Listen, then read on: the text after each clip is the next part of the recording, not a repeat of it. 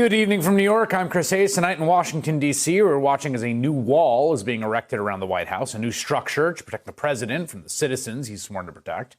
Today, the president flew down to Arizona to visit his other wall. That's the wall that Mexico was supposed to pay for, the wall they shut the government down over, the wall that is 3 total miles, completely new miles of fencing being built. 3. As the president was in Arizona checking out that wall, signing it apparently, we got news of a possible new travel ban, a new attempt at border security, a type of wall, if you will. This one, not by the president, a guy who loves travel bans to keep people out. No, by the European Union to keep us out. Turns out the EU, having successfully contained the coronavirus, is about to open up for business on July 1st, open the borders, and they're trying to figure out who is too dangerous to be let into the EU. Right now, that list appears to include countries that cannot contain the virus within their borders. Countries like Brazil, Russia, and us. Call it the axis of infection.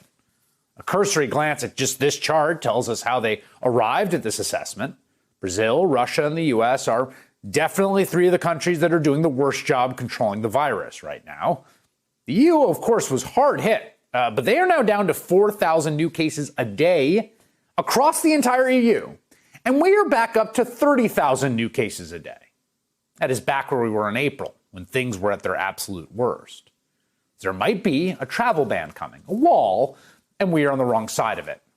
And it makes a lot of sense. In one 24-hour period after the island nation of Jamaica reopened its borders on June 15th, there were 14 new cases, all from the U.S. Americans are literally too dangerous to be let out of our country. And just look at today for proof.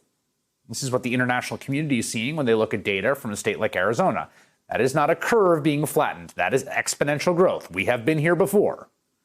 Arizona has the worst outbreak in the country right now, based on daily case growth rate per capita.